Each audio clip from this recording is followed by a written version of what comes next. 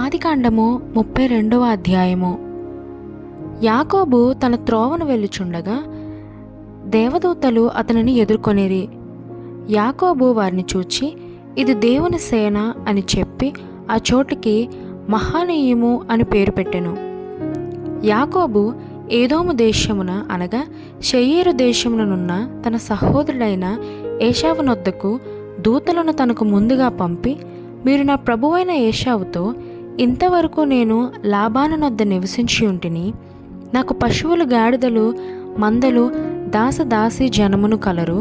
నీ కటాక్షము నా యందు కలుగునట్లుగా నా ప్రభునుకిది తెలియచేయునంపితునని నీ సేవకుడైన యాకోబు అనెనని చెప్పుడని వారికి ఆజ్ఞాపించెను. ఆ దూతలు యాకోబునొద్దకు తిరిగి వచ్చి, మేము నీ సహోదరుడైన ఏశావునొద్దకు వెళితిమి, అతడు 400 మందితో నిన్ను ఎదుర్కొని వచ్చుచున్నాడని చెప్పగా, యాకోబు మిక్కిలి భయపడి తొందరపడి, ఏశావు ఒక గుంపు మీదకు వచ్చి దాన్ని హతము చేసిన ఎడల మిగిలిన గుంపు తప్పించుకొని పోవుననుకొని తనతోనున్న జనులను, మందలను, పశువులను, ఒంటెలను 2 గుంపులుగా విభాగించెను. అప్పుడు యాకోబు, నా తండ్రి అయిన అబ్రహాము దేవా, నా తండ్రి అయిన ఇస్సాకు దేవా, నీ దేశమునకు నీ బంధువుల యొద్దకు తిరిగి వెళ్ళుము, నీకు మేలు చేసేదనని నాతో చెప్పిన యెహోవా, నీవు నీ సేవకునికి చేసిన సమస్తమైన ఉపకారములకును సమస్త సత్యమునకును అపాత్రుడను. ఎట్లనగా నా చేతి కర్రతో మాత్రమే ఈ యోర్దాను దాటితిని, ఇప్పుడు నేను 2 గుంపులైతిని. నా సహోదరుడైన ఏశావు చేతి నుండి దయచేసి నన్ను తప్పించుము. అతడు వచ్చి పిల్లలతో తల్లిని నన్ను చంపనేమో అని అతనికి భయపడుచున్నాను. నేను నీకు తోడై నిశ్చయముగా మేలు చేయుచు విస్తారమగుట వలన లెక్కింపలేని సముద్రపు ఇసుక వలె నీ సంతానము విస్తరింపజేయుదునని సెలవిచ్చిత్తువే అనెను. అతడు అక్కడ ఆ రాత్రి గడిపి తాను సంపాదించిన దానిలో తన అన్న అయిన ఏశావు కొరకు ఒక కానుకను, అనగా 200 మేకలను, 20 మేకపోతులను, 200 గొర్రెలను, 20 పొట్టేళ్లను, 30 పాడి ఒంటెలను, వాటి పిల్లలను, 40 ఆవులను, 10 ఆబోతులను, 20 ఆడుగాడిదలను, 10 గాడిద పిల్లలను తీసుకొని మందమందును వేరువేరుగా తన దాసుల చేతికి అప్పగించి, మీరు మందమందుకు నడుమ ఎడముంచి నాకంటే ముందుగా సాగిపోండని తన దాసులతో చెప్పెను.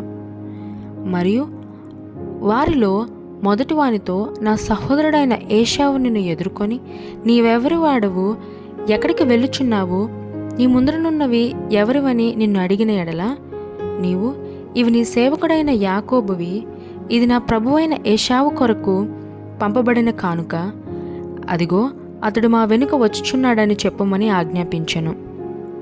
అట్లతడు, నేను ముందుగా పంపుచున్న కానుక వలన అతని సమాధానపరిచిన తరువాత నేను అతని ముఖము చూచెదను.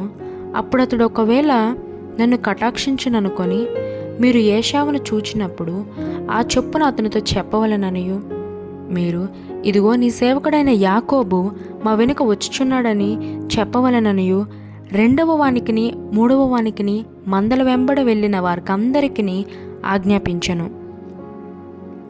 అతడు కానుకను తనకు ముందుగా పంపించిన తాను గుంపులో ఆ రాత్రి నిలిచెను. ఆ రాత్రి అతడు లేచి తన 2 భార్యలను, తన 2 దాసీలను, తన 11 మంది పిల్లలను తీసుకొని యబ్బోకు రేవు దాటిపోయెను. యాకోబు వారిని తీసుకొని ఆ ఏరు దాటించి తనకి కలిగినదంతయు పంపివేశాను. యాకోబు ఒక్కడు మిగిలిపోయెను. ఒక నరుడు తెల్లవారు వరకు అతనితో పెనుగులాడెను. తాను అతని గెలువకుండట చూచి తొడగూట మీద అతనిని కొట్టెను. అప్పుడతడు ఆయనతో పెనుగులాడుట వలన యాకోబు తోడుగుడు వసిలెను. ఆయన తెల్లవారుచున్నది గనుక నన్ను పోనిమ్మనగా అతడు, నీవు నన్ను ఆశీర్వదించితేనే గాని నిన్ను పోనీయననెను. ఆయన, నీ పేరేమని అడుగగా అతడు యాకోబు అని చెప్పెను. అప్పుడు ఆయన, నీవు దేవునితోనూ మనుష్యులతోనూ పోరాడి గెలిచితివు గనుక ఇక మీదట నీ పేరు ఇజ్రాయేలే గాని యాకోబు అనబడదని చెప్పెను. అప్పుడు యాకోబు, నీ పేరు దయచేసి తెలుపుమనెను. అందుకైన, నీవు ఎందు నిమిత్తం నా పేరు అడిగితవని చెప్పి అక్కడ అతన్ని ఆశీర్వదించెను. యాకోబు, నేను ముఖాముఖిగా దేవుని చూచి తిని, అయినను నా ప్రాణమును దక్కినదని ఆ స్థలమునకు పెనూయేలు అని పేరు పెట్టెను. పెనూయేలు నుండి సాగిపోయినప్పుడు సూర్యోదయమాయెను. అప్పుడతడు తొడకుంటుచూ నడిచెను. అందుచేత ఆయన యాకోబు తొడగూటి మీద తుంటి నరము కొట్టినందున నేటి వరకు ఇజ్రాయేలీయుల తొడ గూటి మీదనున్న తుంటి నరము తినరు.